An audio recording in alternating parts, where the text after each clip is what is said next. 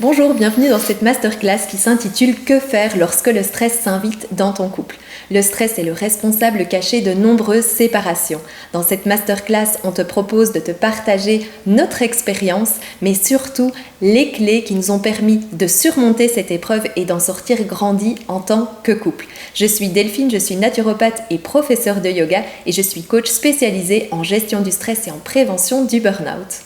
Bonjour, moi c'est Cédric, je suis coach en développement personnel et depuis 2020, on accompagne les mamans actives pour leur permettre d'être complètement épanouies mentalement et physiquement. Alors, on propose d'articuler ces discussions autour de la thématique du stress et du couple en 3 épisodes, autour des 3 phases du stress. Et aujourd'hui, on va commencer avec la première phase qui est la prise de conscience.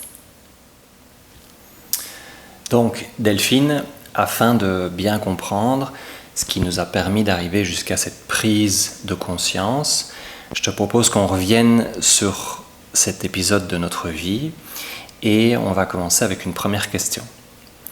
Est-ce que tu te souviens de la première fois que nous avons parlé du fait que tu étais stressée ? Oui, alors on est en 2017-2018 et donc à l'époque, on a nos 3 enfants et puis mon travail me prend beaucoup d'énergie, beaucoup de temps. Et effectivement, je me souviens que tu m'as fait quelques fois des remarques à propos de mon stress. Et puis à l'époque, j'étais absolument pas ouverte à entendre ça pour plusieurs raisons. Parce que la première, je pense, c'était que j'étais dans le déni. Pour moi, j'étais pas stressée. Ou en tout cas, j'avais un peu de stress dans ma vie, mais je le gérais tout à fait. Donc j'étais en mode je gère tout. Et donc t'entendre me poser la question, est-ce que tu ne serais pas un peu stressée ? Pour moi, c'était un petit peu... j'étais très dans la résistance en fait. Donc je ne voulais pas entendre ces questions, ou en tout cas je ne pouvais pas les entendre puisque je ne pensais pas que j'avais un problème. Et puis aussi, vraiment entendre cette question, ça veut dire quelque part qu'on n'a pas réussi à gérer son stress, ça veut dire que la personne pense qu'on n'y arrive pas, donc il y a une notion d'échec aussi qui était présente. Et puis ça, je ne voulais pas l'entendre parce que moi, j'essayais vraiment de faire mon maximum, je donnais tout ce que j'avais pour bien faire les choses. Donc je pense que je ne voulais pas vraiment entendre cette question. Et toi, comment as-tu vécu justement cette situation pendant cette période ? Alors comment moi j'ai vécu cette situation ? Eh bien, c'est pas nécessairement facile à décrire parce que c'est une situation progressive, c'est une situation insidieuse. En fait, ça commence par quelques changements de comportement et on se demande ce qui se passe. Mais le premier réflexe qu'on a, c'est de se dire c'est une petite passe compliquée, ça va passer. Et donc on n'a pas nécessairement envie d'y attacher plus d'attention. Ensuite, cette situation, vraisemblablement, elle ne s'arrête pas, elle continue. Et donc là, on commence à prendre conscience petit à petit qu'il y a quelque chose de certainement plus profond. Alors, est-ce qu'on a envie de le voir ? Pas nécessairement, parce qu'on n'a pas envie qu'il y ait un problème, on n'a pas envie que son partenaire se sente pas bien, que ce soit profond, que ce soit... On aurait vraiment souhaité que ce soit juste une semaine difficile au boulot ou 2 semaines difficiles au boulot. Les enfants aussi font 1 ou 2 réflexions en disant maman, dis donc, elle est énervée. Et donc voilà, c'est tout un climat en fait qui commence à changer. Et puis de cette incompréhension, on arrive vers une situation où ça commence à faire longtemps. Et on a aussi, moi aussi j'avais mes responsabilités, je m'occupais aussi des enfants, j'avais aussi mon boulot, j'avais aussi du stress. Et on a envie de se dire, maintenant c'est bon quoi, tu redeviens comme avant et puis on reprend notre petite vie et puis c'est reparti. Mais ça ne se passe pas comme ça. Donc c'est vrai qu'à un moment donné, il y a même un ressenti en disant, il y en a marre quoi. Est-ce que on a vraiment envie que la situation change parce que on sent qu'il y a une distance qui s'est créée. On sent que cette distance, elle impacte notre couple puisqu'on a moins d'intimité, qui génère aussi des sentiments assez forts. Et on ne sait pas très bien que faire. Alors c'est vrai que je t'ai dit à plusieurs reprises, je pense que quelque chose ne va pas, tu attaches trop d'importance à ton boulot, il faut changer, il faut faire quelque chose. Mais c'est vrai que chaque fois j'avais une réponse en disant mais non, ça va, je gère. Et voilà, et donc moi je suis spectateur de cette situation, j'essaye quand même de la mettre en évidence, mais à ce moment-là c'est pas évident. Il n'y a pas encore de prise de conscience, il y a, comme tu le disais, plutôt un déni. Et je vois même que le fait que je parle de ça avec toi, ça t'énerve, ça t'embête. Et donc voilà. Et les jours passent, les semaines passent, et la situation ne s'arrange pas. Et toi, du coup, est-ce que tu t'es rendu compte des différentes phases par lesquelles je passais? Est-ce que tu t'es rendu compte de l'impact que cette situation avait sur moi à ce moment-là? Alors oui, je me rendais compte. Je me rendais compte évidemment que tu n'étais pas très heureux, que tu étais inquiet, parfois en colère aussi. Et puis je comprenais tout à fait tes réactions et en même temps, je commençais déjà à cette époque-là à me sentir tellement mal, à essayer tant bien que mal de surmonter déjà tout ça moi-même dans ma tête. À l'époque, je commençais vraiment à avoir des insomnies terribles. J'étais très très anxieuse du matin au soir. Aller au travail était devenu très compliqué. Il y avait un énorme stress vraiment la journée, la nuit, des problèmes digestifs. Donc physiquement, je me sentais mal. Et puis mentalement, ça commençait vraiment à devenir du non-stop dans ma tête. Donc les pensées négatives, les émotions négatives. Et du coup, évidemment, ça impactait aussi mon énergie. Et le truc quand c'est comme ça, c'est que c'est difficile de regarder aussi la situation en face et de se dire ok, mon partenaire il souffre de cette situation. Et puis quand il éprouve de la colère ou qu'il est agacé, parce que le truc aussi c'est que c'est pas juste ma santé physique, c'est pas juste que moi j'ai été stressée, c'était aussi un point où j'en étais arrivée où je perdais confiance en moi, en ce que je disais, en ce que j'avais fait, ce que j'avais dit au niveau professionnel, mais aussi dans notre cercle d'amis ou dans la famille, quand j'avais dit des choses ou fait des choses qui étaient tout à fait correctes, normales, mais je remettais tout en question. J'accordais énormément d'importance à ce que les autres avaient pu penser de moi. C'était vraiment quelque chose qui était très intense. Et donc je doutais de moi en permanence, c'est ça. J'avais beaucoup de mal à prendre des décisions dans notre quotidien, dans notre vie pratique aussi.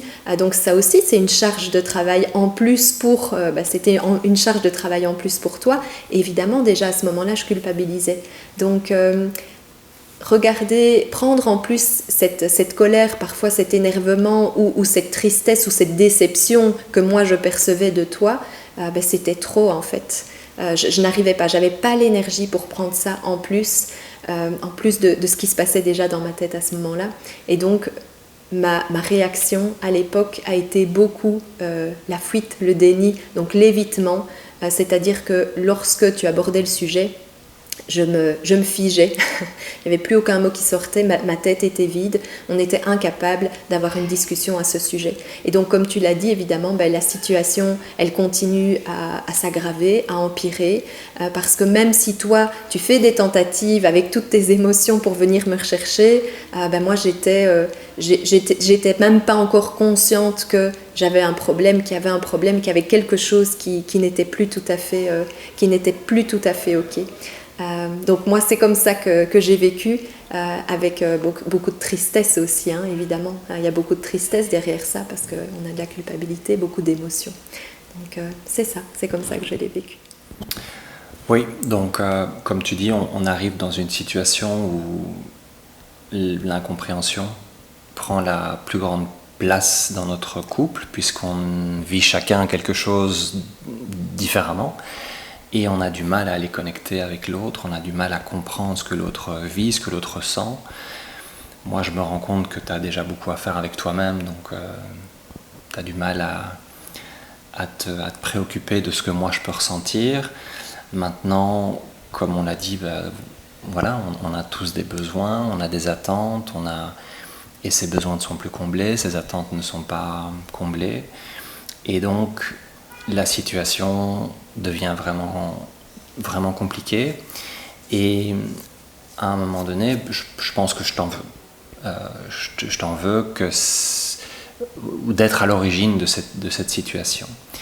Et par exemple, quelque chose dans lequel je n'ai jamais été, et je sais que c'est quelque chose dans lequel on peut aller parfois, c'est la complaisance.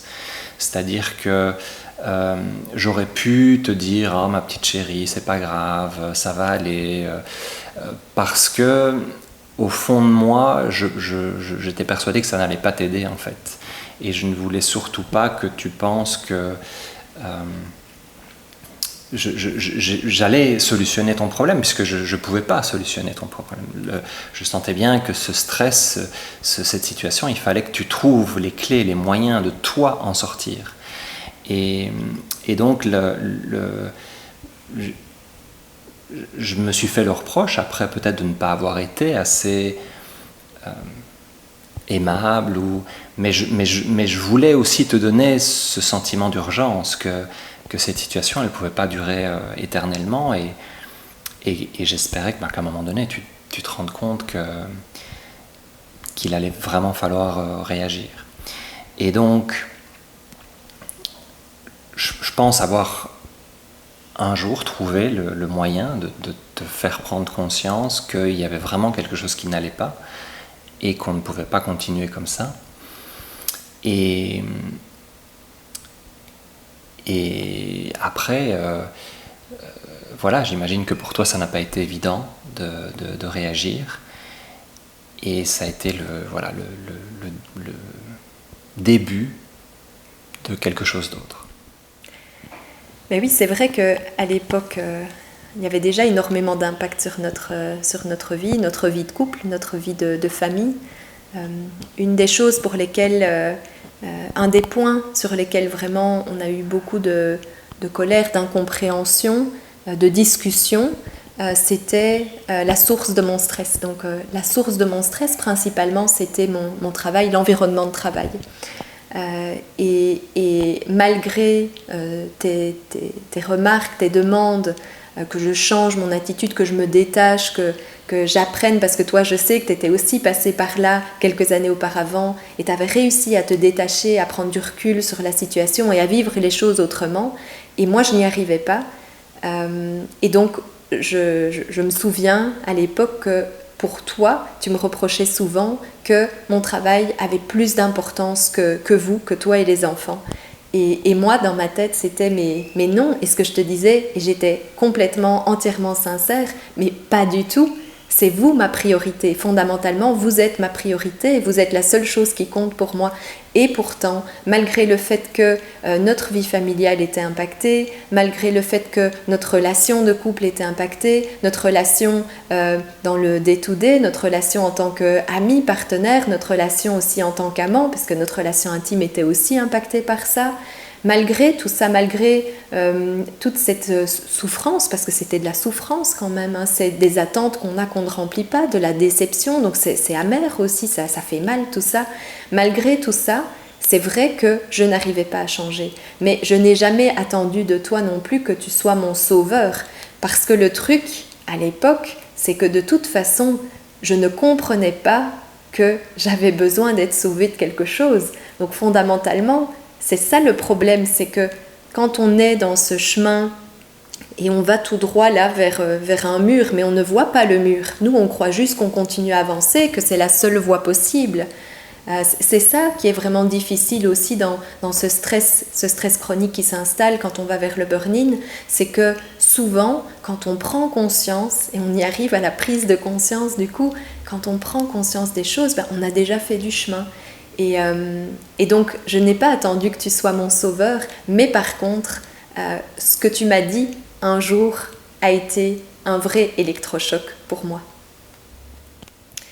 Oui, donc je me souviens, c'était au début de l'été, c'était aux alentours de ton anniversaire, début juillet. Et en fait, j'avais été, à l'époque, j'étais vraiment incapable de prendre des décisions, hein, donc je l'ai dit, c'était vraiment très difficile. J'avais voulu t'organiser une surprise pour ton anniversaire. Je voulais t'organiser un voyage à Venise.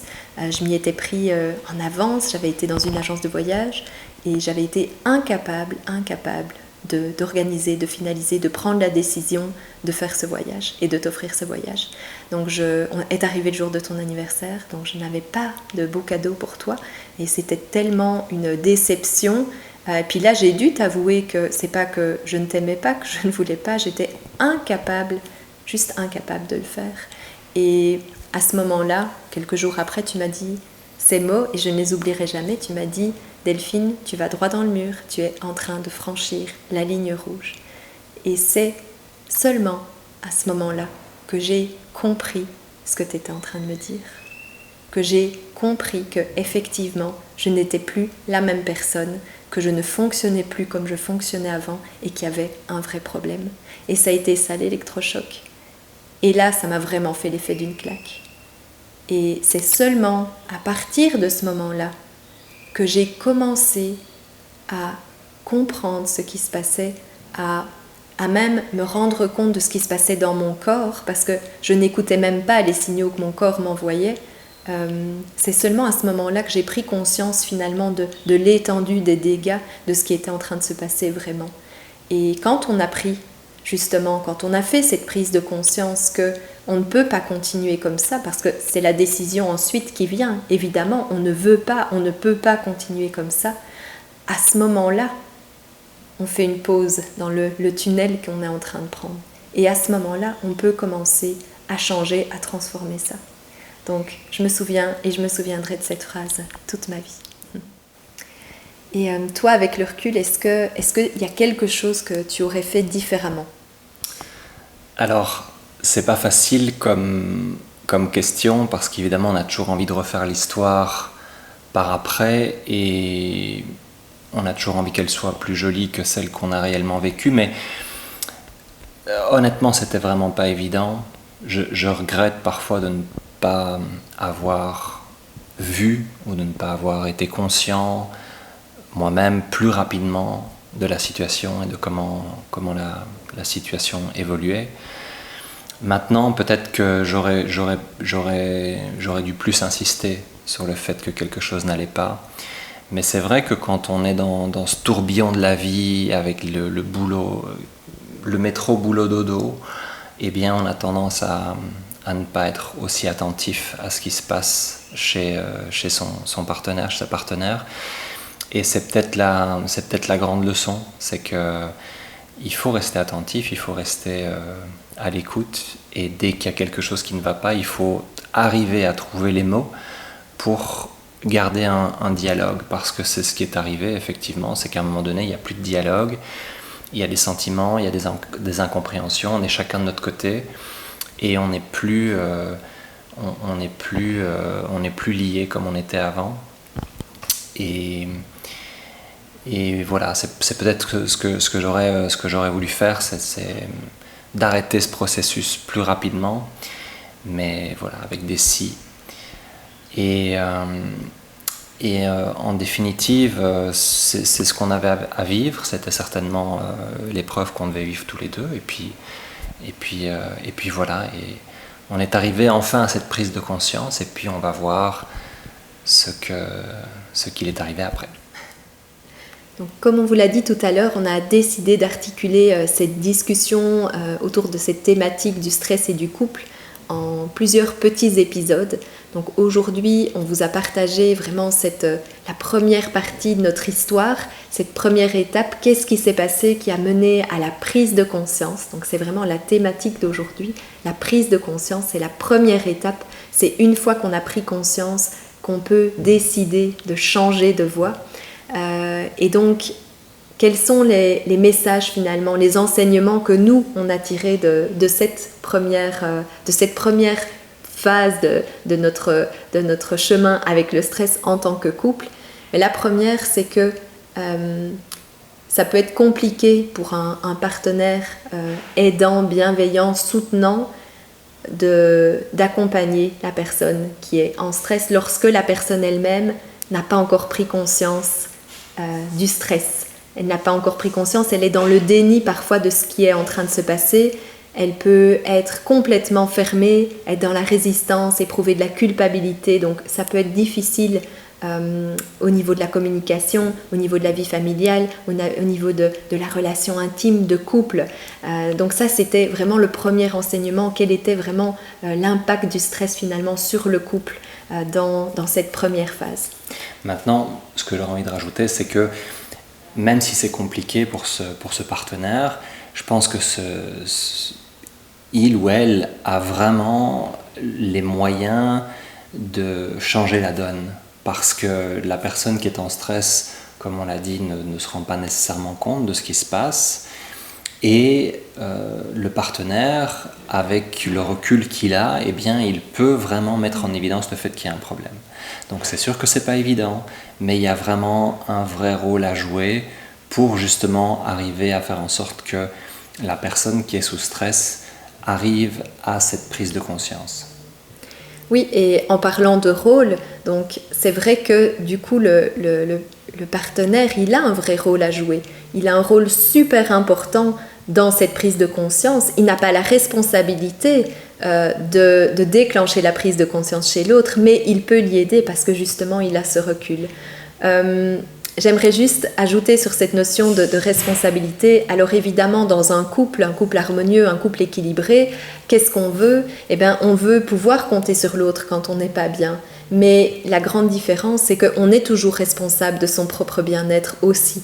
Donc, même si le partenaire peut nous aider à faire cette prise de conscience, on ne peut pas dépendre de lui pour la faire. On ne peut pas s'attendre à ce que lui soit responsable. Et donc, parce que s'il est responsable, il est coupable. D'accord ? Donc, on est 100% responsable de ses actes, de ses décisions, de ses émotions aussi.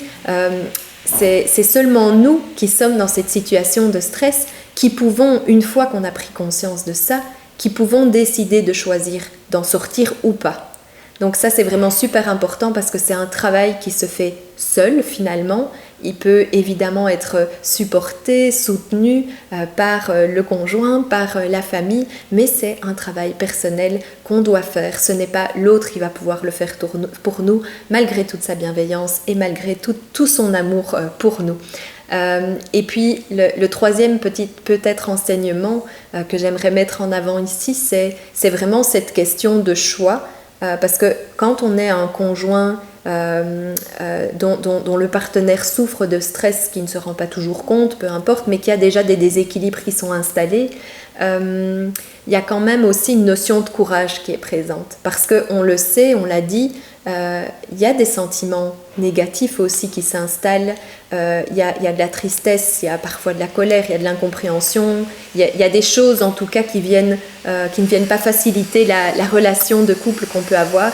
Et il y a quand même une notion de courage de choisir son couple au lieu d'écouter finalement seulement ses besoins personnels, parce que parfois on pourrait être tenté de choisir une solution de facilité, puis je mets des guillemets parce que c'est pas une vraie solution de facilité sur le long terme, mais parfois on n'a pas non plus le courage de se dire oh, ok, je vais pas prendre conscience de ce que je vais pas trop écouter ce que moi je vis, mais je vais avoir le courage de sortir puis d'aller tendre la main à la personne qui est là en face de moi, même si elle me fait souffrir par son comportement, parce que je sais qu'elle souffre plus que moi. Puis c'est ça aussi qu'on attend, je pense, d'un partenaire. Donc faire ce choix demande du courage. Puis moi je te remercie aussi beaucoup pour ça, évidemment, d'avoir fait ce choix de me tendre la main au lieu d'accepter la situation et qu'elle s'installe encore et encore.